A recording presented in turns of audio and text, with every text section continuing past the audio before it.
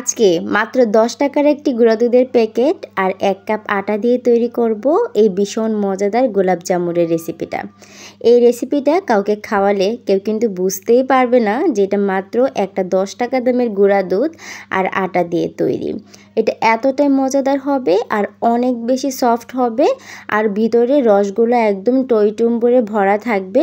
এটা দেখতেও যেমন সুন্দর হবে, খেতেও কিন্তু আরও বেশি মজা হবে। তো আশা করছি আমার আজকের রেসিপি আপনাদের কাছে অনেক বেশি ভালো লাগবে আর অনেক বেশি কাজে আসবে। তো হ্যালো এভরিওয়ান, আসসালামু আলাইকুম।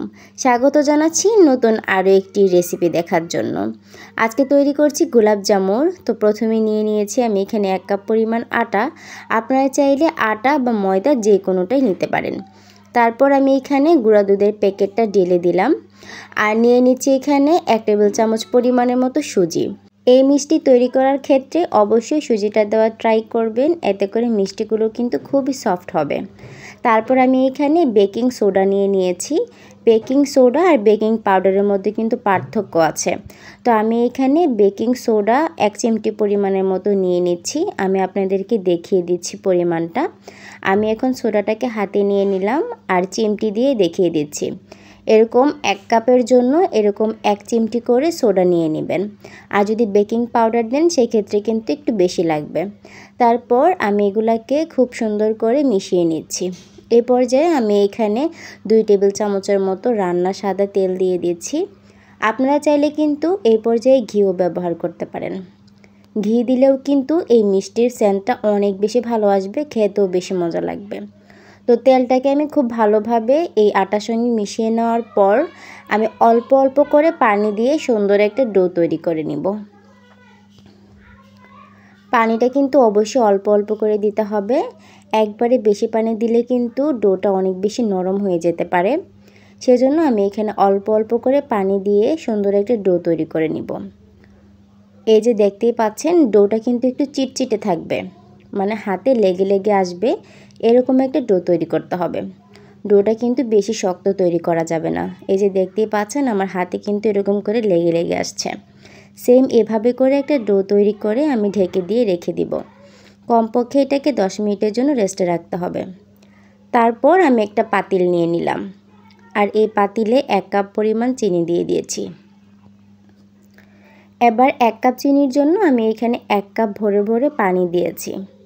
যেই কাপে আমি চিনি দিয়েছি সেই কাপে ভরে 1 কাপ পানি দিয়ে আরও অল্প একটু পানি দিয়ে নিয়েছি। আর দিয়ে দিচ্ছি 2টা এলাচ। এলাচের মুখগুলো ফাটিয়ে দিতে হবে। এতে করে মিষ্টির সেন্টটা কিন্তু অনেক বেশি ভালো আসবে। অবশ্যই এলাচটা দেওয়ার ট্রাই করবেন। তারপর চুলায় আমি শিরাটা বসিয়ে দিলাম। এবার একটু নেড়েচেড়ে শিরাটাকে তৈরি করে নিব। শিরাটা কিন্তু 1 তার বা 2 তার হবে না, এটা কিন্তু পাতলা একটা শিরা তৈরি করতে হবে। এই যে দেখতেই পাচ্ছেন, সেম এভাবে করে একটা শিরা তৈরি করে নেবেন। যখন চিনিটা ভালো করে গলে একটা ভালো করে বলক চলে আসবে তখনই কিন্তু চুলার আঁচটা অফ করে দিতে হবে। শিরাটা যদি ঘন হয়ে যায় সেক্ষেত্রে কিন্তু মিষ্টিগুলোর ভিতরে শিরাটা ভালোভাবে প্রবেশ করবে না। সেজন্য অবশ্যই শিরাটাকে পাতলা করে তৈরি করে নিতে হবে। এবার 10 মিনিট পর আমার ডোটা দেখেন একদমই কিন্তু সেট হয়ে গিয়েছে আর ডোটা কিন্তু অনেকটাই শক্ত হয়ে এসেছে।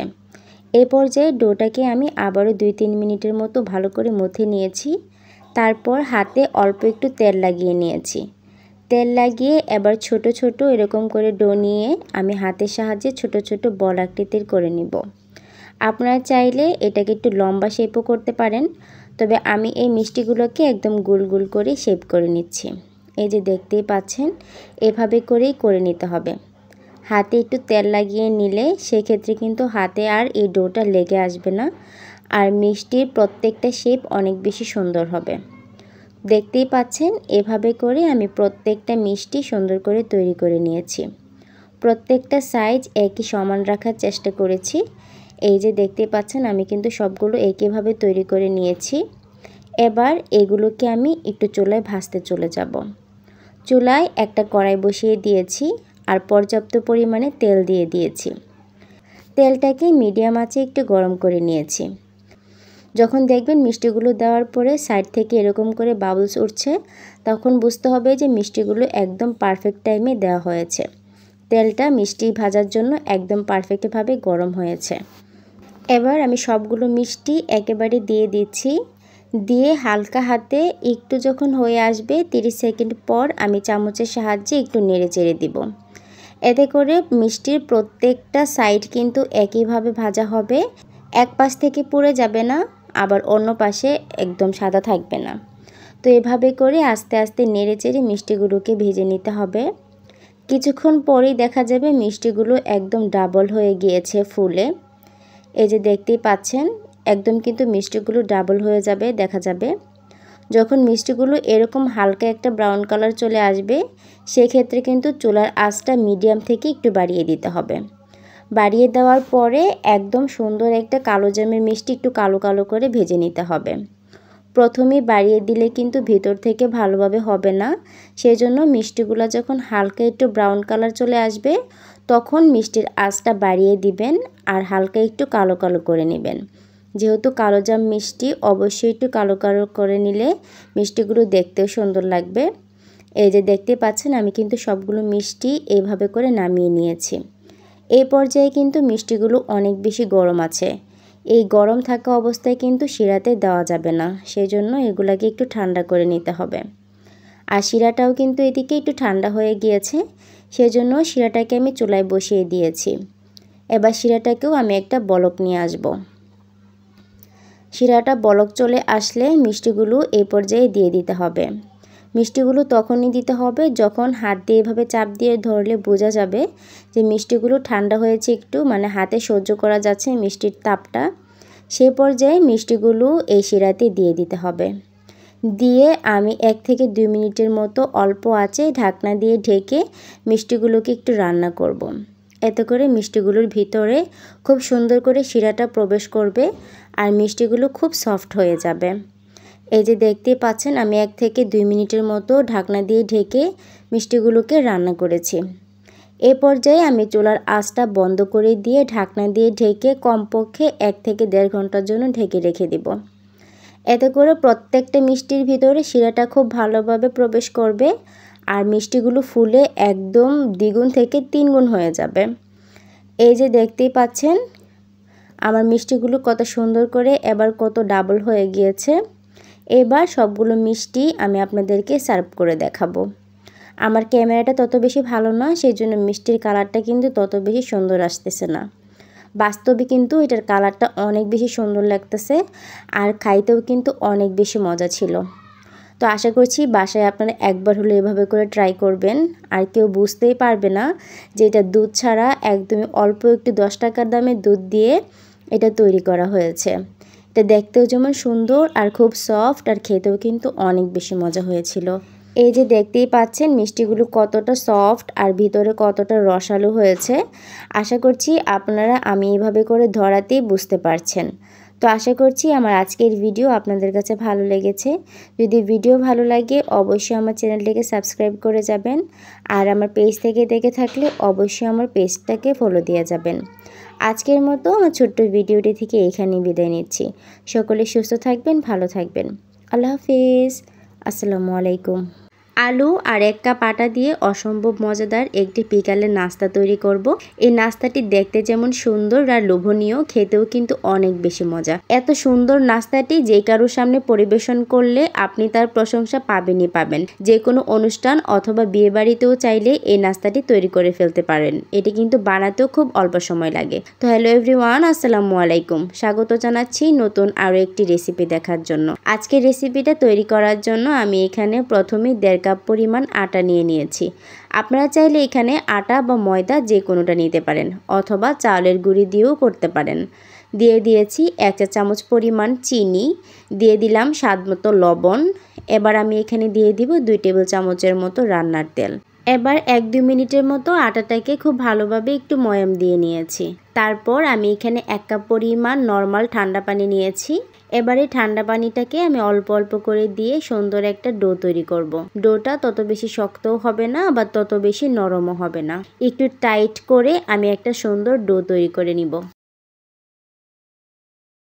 এই যে দেখতেই পাচ্ছেন আমার ডোটা কিন্তু একদম পারফেক্টভাবে তৈরি হয়ে গিয়েছে। এই পর্যায়ে ডোটাকে আমি একটা ঢাকনার সাহায্যে ঢেকে কিছুক্ষণের জন্য রেস্টে রেখে দিব। আর এই ফাঁকে আমি কিছু আলু সেদ্ধ করে নিয়েছি। খুব ভালোভাবে সিদ্ধ করে নিতে হবে। এবার এই আলুগুলো থেকে আমি সবগুলো খোসা ছাড়িয়ে নিচ্ছি। এবার একটা কাঁটা চামচের সাহায্যে আলুগুলোকে আমি খুব সুন্দর করে একটু থেতো করে নিব। চাইলে এই কাজটা হাত দিয়েও করা যাবে, তবে আলুগুলোতে যেন গোটা গোটা না থাকে সেই দিকটা খেয়াল রাখতে হবে। তারপর এই থেতো করা আলুগুলোকে আমি একটা বাটিতে নিয়ে নিলাম। এই পর্যায়ে আমি এখানে তেলে রাখা শুকনো মরিচের গুঁড়া দিয়ে দিয়েছি 1 চা চামচ। আপনারা চাইলে ঝালটা একটু বাড়িয়েও দিতে পারেন। আমার এই মরিচটা কিন্তু অনেক বেশি ঝাল ছিল, সেজন্য আমি এখানে 1 চা চামচ পরিমাণ শুকনো মরিচের গুঁড়া দিয়েছি। দিয়ে দিয়েছি অল্প একটু গোলমরিচের গুঁড়া আর স্বাদ মতো লবণ আর কিছু পেঁয়াজ আমি হাত দিয়ে কচলে একটু নরম করে দিচ্ছি। এতে করে আলুগুলোর সঙ্গে মিশতে একটু সুবিধা হবে। এবার সবগুলো উপকরণ একসাথে খুব ভালোভাবে মিশিয়ে নিতে হবে। এটা মোটামুটি একটা ভর্তা টাইপের মতো খুব সুন্দর করে মেখে নিতে হবে। ব্যাস, আমার আলুগুলো সুন্দরভাবে মেখে নেওয়া হয়ে গিয়েছে। এই পর্যায়ে আমি চুলায় চলে যাব। চুলায় একটা কড়াই বসাই দিতে হবে আর এর ভিতরে 3 টেবিল চামচের মতো আমি এখানে রান্নার তেল দিয়ে দিয়েছি। এবার আমি এখানে একটা ডিম ভেঙে দিয়ে দিব। ডিমটাকে এই পর্যায়ে খুব সুন্দর করে ঝোড়া ঝোড়া করে ভেজে নিতে হবে। ডিমটাকে অবশ্যই একটু লাল লাল করে ঝোড়া ঝোড়া করে ভেজে নিলে এই ডিমের স্মেলটা এই রান্নাতে কিন্তু অনেক বেশি ভালো লাগে। তো ডিমটা আমার কিন্তু সুন্দর করে ঝোড়া ঝোড়া করা হয়ে গিয়েছে। এই পর্যায়ে আলুর যে মিশ্রণটা আমি মেখে রেখে দিয়েছিলাম সেই মিশ্রণটা এখানে দিয়ে দিতে হবে। তারপর ডিমটার সঙ্গে আলুটাকে খুব ভালোভাবে একটু মিশিয়ে নিব। মিশিয়ে নেওয়া হয়ে গেলে আমি এই পর্যায়ে 2-3 মিনিটের মতো আলুটাকে খুব সুন্দর করে লাল লাল করে একটু ভেজে নিব। এবার লাস্ট পর্যায়ে আমি এখানে ম্যাগি মশলা দিয়ে দিচ্ছি। এখানে আমি 1 চা চামচের মতো ম্যাগি মশলা দিয়ে দিয়েছি। এবার এই ম্যাগি মশলাটা দিয়ে আলুটাকে আরো 1 মিনিটের মতো সুন্দর করে মেখে নিব। যখন সুন্দর করে একটু লাল লাল করে ভেজে নেওয়া হয়ে যাবে আর মশলাটাও খুব ভালোভাবে মিশে যাবে, তখন আমি এটাকে নামিয়ে এক সাইডে রেখে দিব।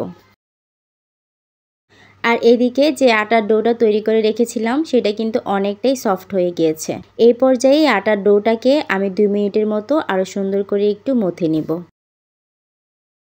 এবার এই আটার ডোটা থেকে আমি ছোট ছোট লেচি কেটে নিব। একটা পিঠার সাইজে যতটুকু আমি তৈরি করব পিঠাটা ততটুকু সাইজ হিসাবে আমি ছোট ছোট করে লেচি কেটে নিচ্ছি। এবারে এই নাস্তাগুলো তৈরি করার পালা। একটা একটা করে লেচি নিব আর হাত দিয়ে চেপে চেপে এভাবে করে একটু ঘুরিয়ে দিব। এতে করে লেচিটা একদম স্মুথ হয়ে যাবে আর কোনো দিক থেকে ফাটা দেখাবে না। এই যে দেখতে পাচ্ছেন, এভাবে করে টেনে টেনে একটা রুটি বানিয়ে নিতে হবে। এই যে রুটিটা আমি একটু হালকা একটু বড় করে নিয়েছি, তত বেশি কিন্তু মোটা না, এটা কিন্তু পাতলাই আছে। আর পিঠার লেচিটা কিন্তু একটু ছোট করে নিলেই হয়ে যাবে। তারপর আমি এখানে যে আলুর পুরটা তৈরি করে রেখেছিলাম সেই আলুর পুরটা এটার ভিতরে দিয়ে দিব, একটু বেশি করেই দিব। এই যে দেখতে পাচ্ছেন, তারপরে এই সাইড থেকে এক সাইড থেকে অপর সাইডে এভাবে করে টেনে টেনে এনে লাগিয়ে দিব। আশা করছি এই কাজটা আপনারা দেখেই বুঝে নিয়েছেন। এই যে এভাবে করে লাগিয়ে মুখটা একদম বন্ধ করে দিতে হবে। তারপর 2 হাতের সাহায্যে এভাবে করে চেপে চেপে 2 সাইড একটু চোকা চোকা করে দিতে হবে। এই যে দেখতেই পাচ্ছেন আমি যেভাবে করে করছি সেম এভাবে করেই করে নেবেন। তারপর মাঝখানটাতে হালকা একটু চেপে দিবেন যেন ফুলটা বসালে সুন্দর লাগে। এই যে দেখতেই পাচ্ছেন আমার একটা পিঠা কিন্তু তৈরি হয়ে গিয়েছে। সেম এভাবে করেই আমি প্রত্যেকটা পিঠে তৈরি করে নিব। এই পর্যায়ে একটা পিঠের জন্য যতটুকু লেচি নিয়ে নিয়েছিলাম ঠিক ততটুকুই এখানে নিয়ে নিয়েছি। এবার একটু আটা ছড়িয়ে দিয়েছি উপর থেকে, দিয়ে একটা পাতলা রুটি তৈরি করে নেব। তারপর একটা ডিব্বার মুখা দিয়ে এরকম করে আমি ছোট ছোট গোল গোল করে তৈরি করে নিচ্ছি। এবার প্রত্যেকটা গোল থেকে ছোট ছোট করে এভাবে করে পাতা আকৃতি তৈরি করব। এই যে দেখতেই পাচ্ছেন, কাজটা কিন্তু একদমই ইজি। আশা করছি আপনারা দেখেই বুঝে নিয়েছেন। একটা থেকে আমার 4টা করে এরকম হয়েছে, তো এভাবে করেই তৈরি করে নিতে হবে। এবার তৈরি করে রাখা একটা একটা করে পিঠা নিব আর নিয়ে এটার উপর থেকে একটু পানি লাগিয়ে দিব। তারপর মুখাটার সাহায্যে একটু দাগ কেটে নিব আর পাপড়িগুলো মাঝখান থেকে বসিয়ে দিব। এতে করে দেখতে অনেক বেশি সুন্দর লাগবে। তারপর সবগুলো পাপড়ি যখন লাগানো হয়ে যাবে তখন আমি অল্প একটু ডো নিয়ে ছোট্ট একটু গোল করে নিব। আর গোলটাকে সুন্দর করে সেট হওয়ার জন্য আবারও একটু পানি দিয়ে দিব, দিয়ে নিচ থেকে এভাবে করে একটু চেপে চেপে দিব। এই ডিজাইনটা 2 পাশ থেকে করে দিব, এতে করে পিঠাটা দেখতে অনেক বেশি আকর্ষণীয় আর সুন্দর লাগবে। তো এভাবে করে প্রত্যেকটা পিঠে আমার তৈরি হয়ে গিয়েছে। আর যেই প্যানের ভিতরে আমি পিঠেগুলো ভাজবো সেই প্যানে অল্প একটু তেল নিয়ে আমি এই পিঠেগুলো রেখেছি। এতে করে পিঠেগুলো আর সাইজটা নষ্ট হবে না। আপনারাও এভাবে করে রেখে দিবেন। এই পর্যায়ে প্যানটাকে চুলায় বসিয়ে দিয়ে আর একটু তেল দিয়ে দিতে হবে। তারপর চুলাটাকে মিডিয়াম টু লো হিটে রেখে পিঠেগুলোকে সুন্দর করে ভেজে নিতে হবে। পিঠেগুলোর উপরে এভাবে করে তেল ছিটিয়ে দিতে হবে। উপর থেকে তেল ছিটিয়ে দেওয়ার কারণে কিন্তু উপরের পাপড়িগুলো একটু শক্ত হবে। এতে করে পিঠেগুলো যখন উল্টে দিবেন পিঠেগুলোর পাপড়িগুলো কিন্তু খুব সুন্দর থাকবে। তো এভাবে করে উপর থেকে তেল ছিটিয়ে দিয়ে আমি পিঠেগুলোকে উল্টে দিচ্ছি। তো এভাবে করে বারবার উল্টে পাল্টে মিডিয়াম টু লো হিটে পিঠেগুলোকে মুচমুচে করে ভেজে নিতে হবে। এই যে দেখতেই পাচ্ছেন আমার পিঠেগুলো কিন্তু খুব সুন্দরভাবে ভেজে নেওয়া হয়ে গিয়েছে। এবার আমি একটা প্লেটে তুলে নিচ্ছি। আশা করি দেখেই বুঝতে পারছেন পিঠেগুলো দেখতে কত সুন্দর আর লোভনীয় হয়েছে। আর আমার আজকের রেসিপি যদি ভালো লেগে যায় আমার চ্যানেলটাকে সাবস্ক্রাইব করে যাবেন আর অবশ্যই লাইক কমেন্ট শেয়ার করতে ভুলবেন না। একটা পিঠে আমি আপনাদেরকে একটু ভেঙে দেখাচ্ছি। এই যে দেখতেই পাচ্ছেন ভিতরের পুরটা কত সুন্দর দেখাচ্ছে। এটা খেতেও কিন্তু অনেক বেশি মজা। বিকেলের নাস্তা হিসাবে কিন্তু এই নাস্তাটা একদমই পারফেক্ট। তো আজকের মতো এখানেই বিদায় নিচ্ছি। সকলে সুস্থ থাকবেন, ভালো থাকবেন। আল্লাহ হাফেজ। আসসালামু আলাইকুম।